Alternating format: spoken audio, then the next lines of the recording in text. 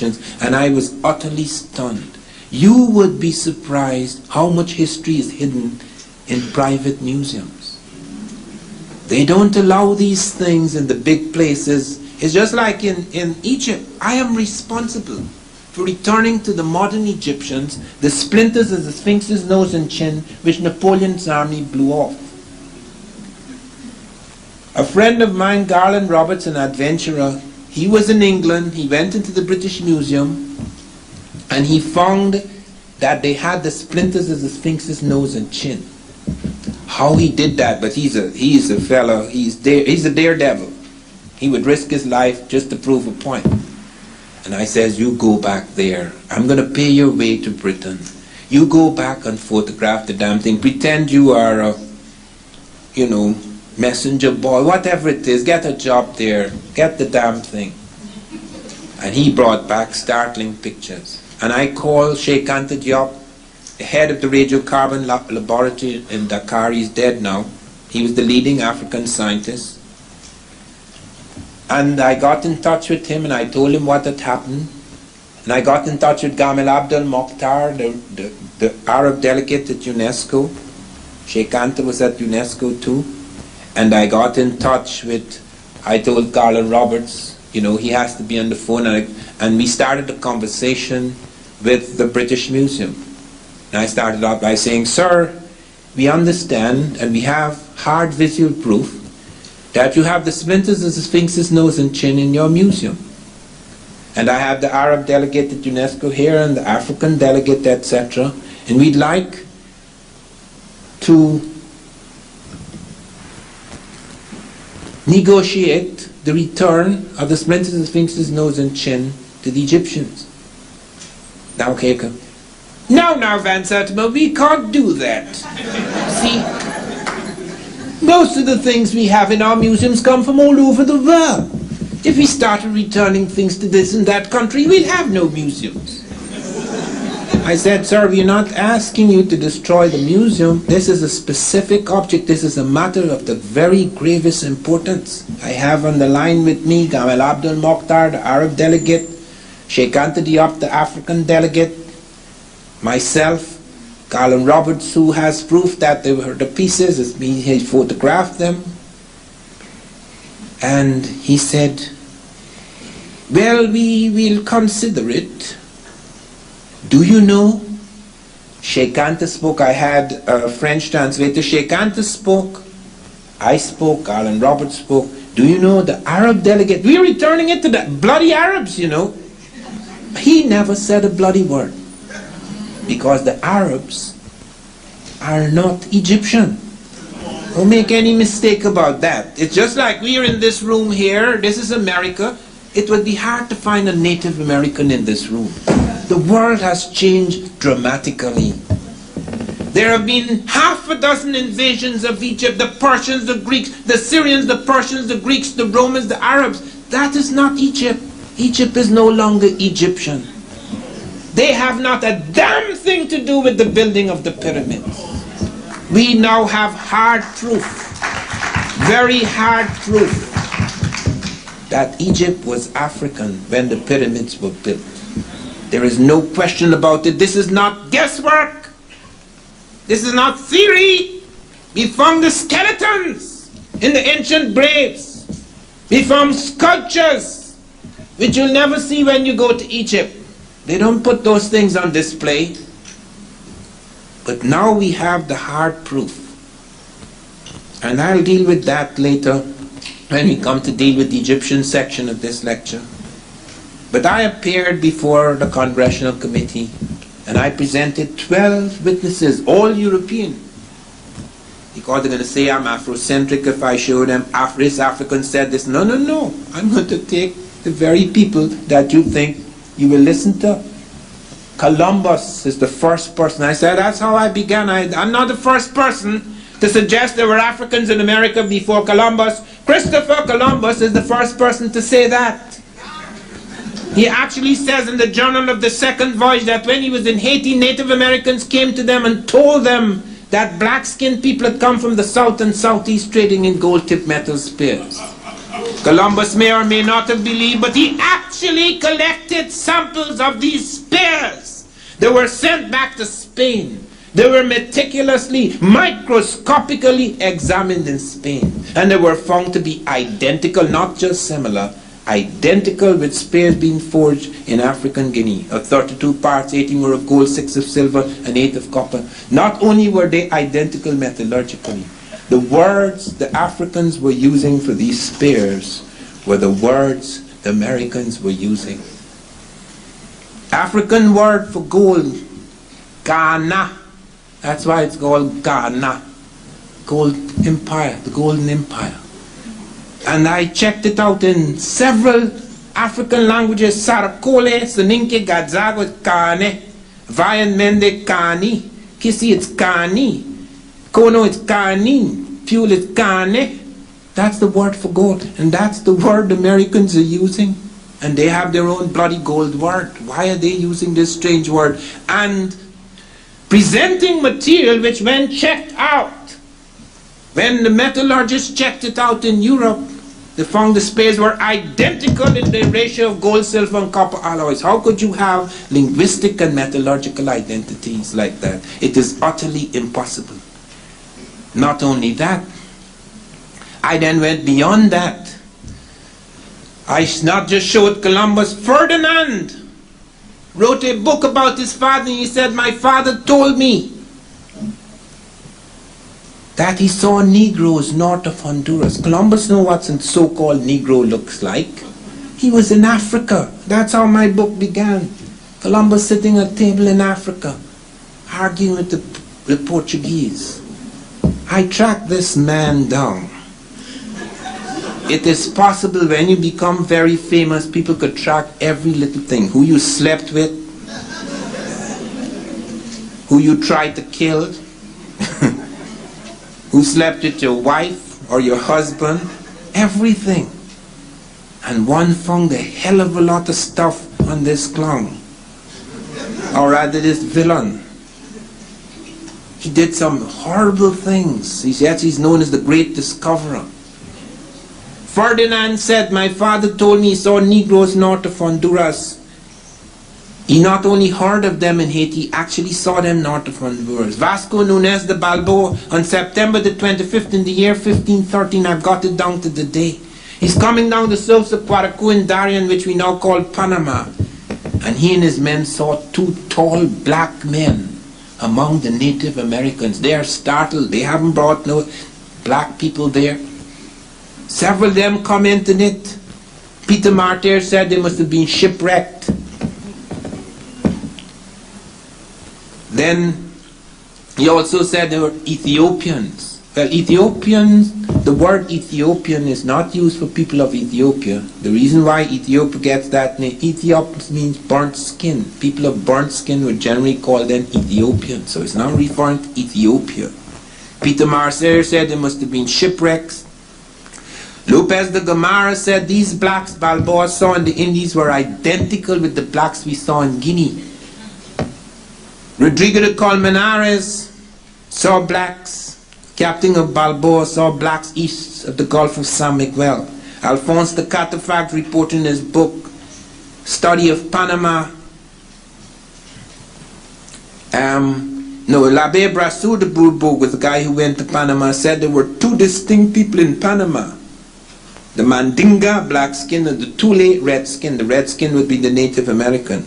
And Alphonse de Catafalque presents us with a map showing blacks in various places in early America. The Charus of Brazil, the Jamasee of Florida, and the black Caribs of St. Vincent, pre-Columbian. Alonso Ponce cites them off Campeche in Mexico. River Palacio cites them off Tegucigalpa in the Nicaraguan Honduran border. Ramon Pane speaks of them as the black gold traders. Fray Gregorio Garcia cites them off Cartagena, Colombia. A dozen Europeans, Christopher Columbus, Ferdinand Columbus, Vasco Nunez de Balboa, Peter Martyr, Lopez de Gomara, Rodrigo de Colmenares, Alphonse de Catafalque, L'Abbé Brasseur de Bourbourg, Alonso Ponce, River Palacio, Ramon Pane, Fray Gregorio Garcia, seeing things that are not there.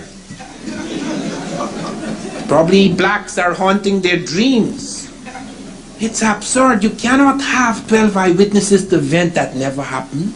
And I have not just 12 eyewitnesses. That is just one piece of evidence. I have 12 pieces. So it's not just the eyewitnesses, the metallurgical evidence. That it was tested. They were found to be identical in the ratio of gold, silver, and copper alloys as spares being forged in African Guinea. 18 parts gold, 6 silver, 8 copper. How could you have identities like that? Then there's the linguistic identities, which I just mentioned. Sarakolis and Inki, Gadzago, Vai, Mende, Kisikono, Pule went through half a dozen African languages to check out the word. And they're using the same bloody word that the Americans are using. How is that possible? If it was a European, you only need one piece of evidence. I'm giving you 7. And how could you deny that? And it doesn't stop there. There is the botanical evidence. Take the banana. We use the word banana for the banana, but that's not the African word for the banana. The word for the banana is bakoko in Africa. Banana is an Arab word. The Africans didn't have bananas. The bananas were introduced into Africa by the Arabs very early, and they have a different word for it. They do not have banana. They have bakoko. I have checked the bakoko word because they found bananas in Peru. Peru didn't have bananas. Pre-Columbian Peru is not supposed to have, they didn't have original bananas. The banana, the reason why we found the banana is because when they buried their dead, they would have ceremonies every year, the year of the day of the death, and they would put fruit in the grave, and among the fruit they put in the grave was the banana. And they do not originally have bananas. That has been checked out. It's only found in these graves. If they were eating the banana, we'd find other kind of evidence. And the word for the banana in Peru is the same as the word for the Africans have. We call it banana, but the Africans call it bakoko. So I started checking out the words in Peru. How did this banana appear? They don't have bananas at that time in South America. And found in Galibi it's bakuku, in Oyapock it's bako, in Oyampi it's these are all South American languages. In Oyampi it's bako me, and Tupi is bako ba, because pa and pa are interchangeable plosives. In Apiacus it's bakowa, in Puri it's baho. So you have bakoko, bakuku, bako, bako me, bako ba, baho. Can't happen unless you have a connection, a very early connection. And then comes the oceanographic evidence, because most people say, here is Africa and here is America. How could the Africans cross? They only have canoes that Tarzan can turn over in the movies. Well, that's another myth again. First of all, there are 2 things here that they did not take into account. I lived on a river. My father was superintendent of road and river transport over an area that was as large as Scotland and Wales. I grew up in the river. And my mother and father were divorced. That was the first divorce in our country, recorded divorce in our country. They later remarried. That was the first recorded remarriage in our country. I wouldn't advise you to do it. It doesn't work. But anyway, they did it in order to save the children, and I am grateful to them, but they suffered. But anyway, to come back, you have this knowledge. I had this knowledge of currents because I used to swim 3.5 miles across the water to the air base. That was a big thing to show how you are. You know, boys are like that. They always playing their ass, trying to prove they're strong. Several of us drowned. So you could see what I mean by playing the fool. Anyway, I used to swim across the river, so I was extremely strong. And I knew about currents, because most people think the river is just like that. No, the river is alive. In certain parts of the falls in Guyana, the water is running as fast as a motor car. You don't have to have an engine. You have to know how to steer. or it hits you against the rock and you're blown to pieces. The water moves as fast as the motor car, and in those waters they do not move as fast as the motor car, the great rivers, but they move with force and take you places. And we have discovered 3 currents of Africa that take you automatically to America. There's one up the Cape Verde, one up the Senegambia coast, one up the southern coast of Africa. Once you are caught in those currents, you have to come to America unless the fish get you first. Whether you have an engine or not, that the water is the engine. It's very powerful. And it's exactly where those currents end that we find the African presence. It goes to Mexico. It goes into other parts of America. It goes to Brazil. They've recently found, listen to this, look at the lies involved here. They recently found an African Negro woman. I say Negro because not all blacks are Negro. The African has 6 faces. For example, if you're in a dry African climate, you have a narrow nose. If you're in a wet or moist African climate, you have a broad nose. Most people don't know that. They don't know they have 6 types of African. There's the Nilotic type. They're all black. But they have the Nilotic type, the so-called true Negro type, all sorts of types they have. And I have in my new book the faces of the various types. And all of these types appear. But what is most extraordinary is the evidence we have of their ships. They had the ships. Thor Heyerdahl became world famous because he got the Baduma people on Lake Chad to build a boat that the Africans built before Christ. Thor Heyerdahl used the boat the Africans built before Christ. They showed him the model. They built the boat. He financed it. A boat they were using before Christ, and it crossed the Atlantic successfully.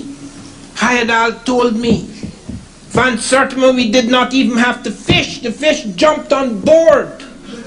Because in those currents are millions of fish. Millions! And it wasn't just Heyerdahl. Alain Bombard also tested African boats.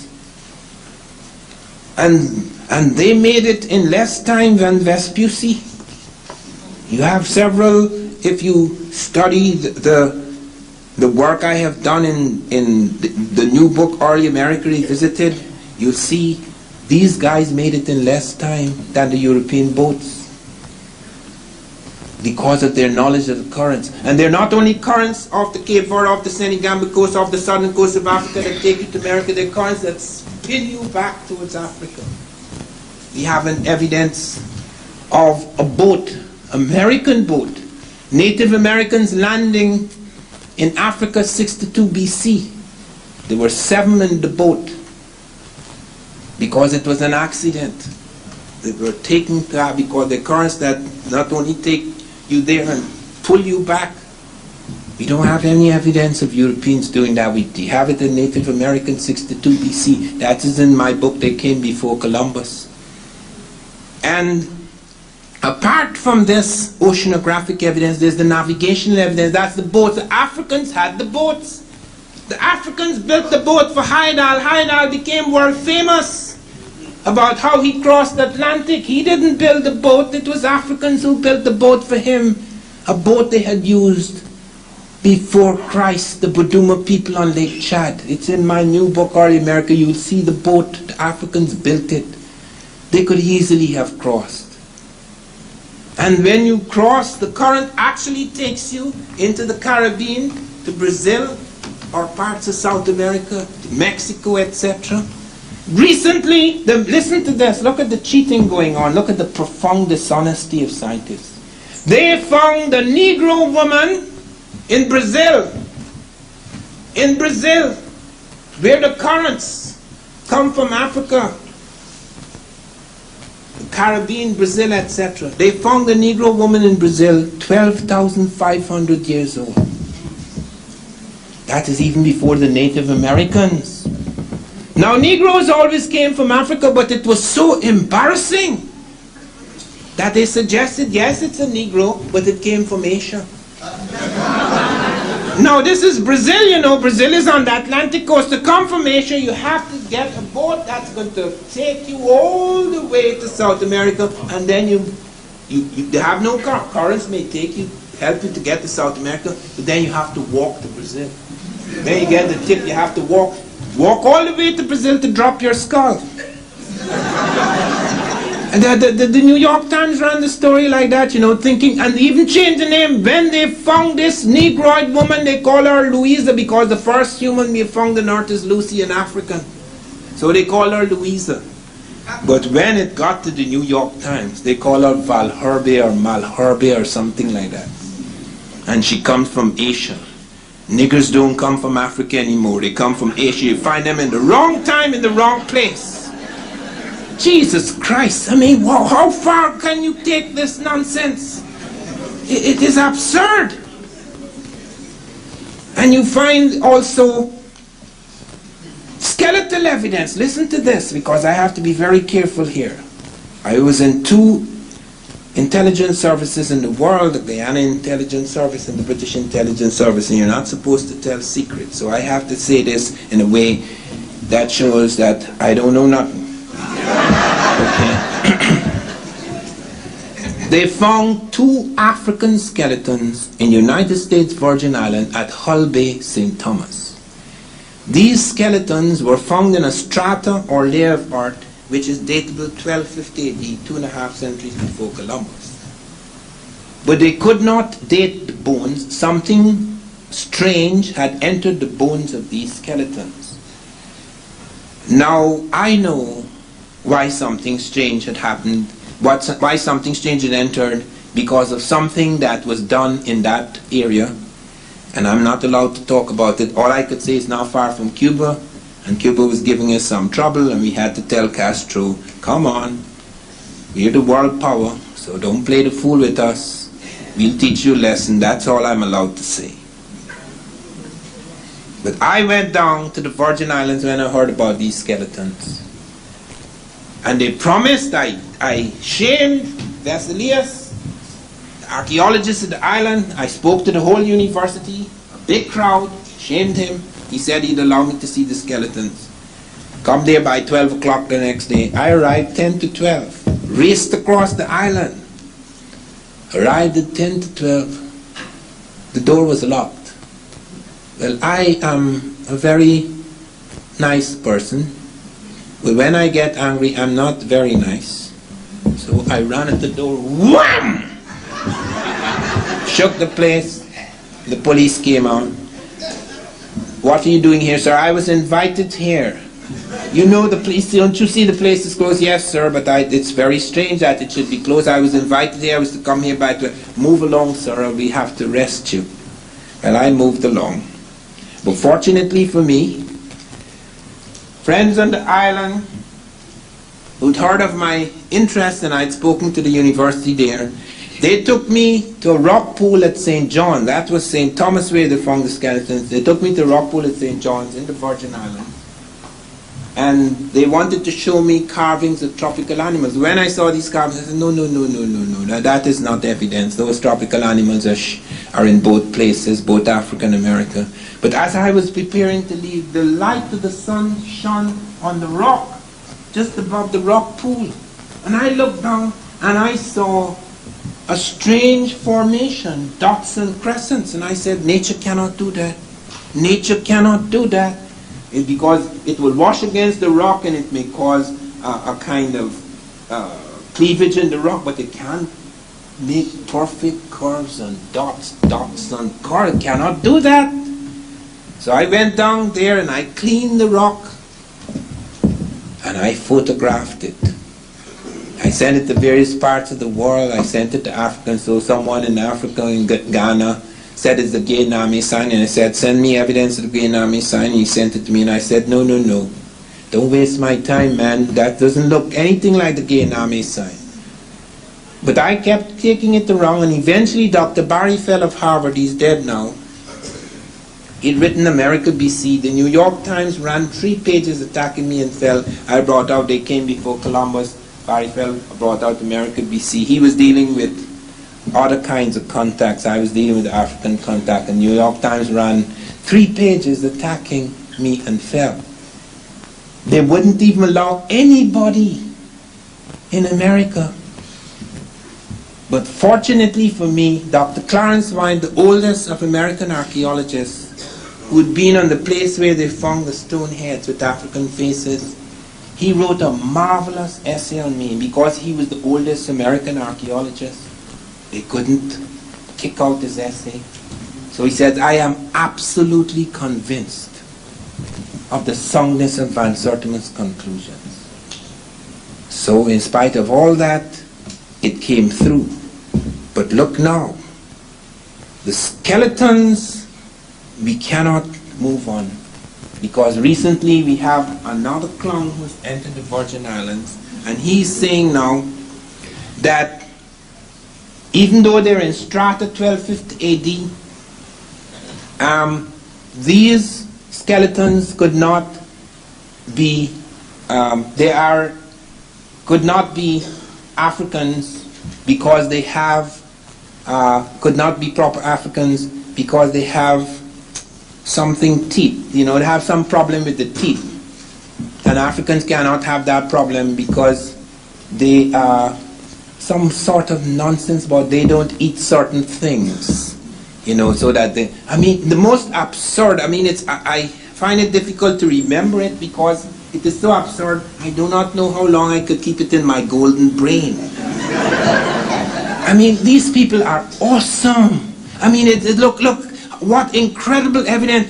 If I did not find that script which was translated, plunge in to cleanse yourself. This is water for ritual ablution before prayer. Because Barry Fell says, it's Libyan, so I sent it to the Libyan Department of Antiquities. And they came up with the translation. Plunge in to cleanse yourself. This is water for ritual ablution before prayer.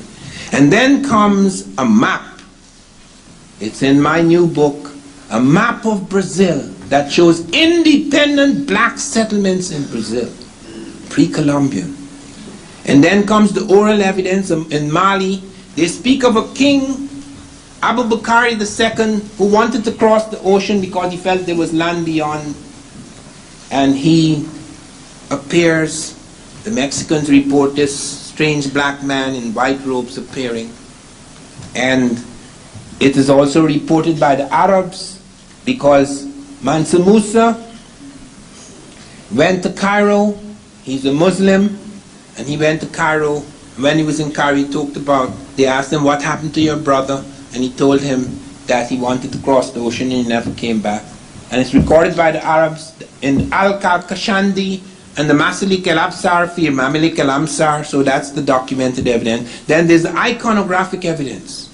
So I've presented 12 pieces of evidence: eyewitness accounts, metallurgical evidence, linguistic evidence, botanical evidence, oceanographic evidence, navigational evidence, skeletal evidence, epigraphic evidence, the script, cartographic evidence, a map, oral evidence of the Mali griots, documented evidence, the Arabs, Al-Kakashani, the Masilik al-Absar, Fi Mamalik al-Amsar, and the iconographic evidence. That is, you look at my book and you're going to see sculptures of Africans. There's everything. The texture of the hair, the shape of the faces, lips, noses, everything. And one of the things they found, and I'm not going to talk about it at this point in the lecture, later, they found something that is so astonishing that they are utterly embarrassed, and that was found after. But here is the 1310, 1311 journeys where I present 12 pieces of evidence. I did not know of an Eve Maria visit because that is what I presented to Congress, and they decided to delete the word discovery. So let me make it quite clear. Truth, trust that the ground will rise again.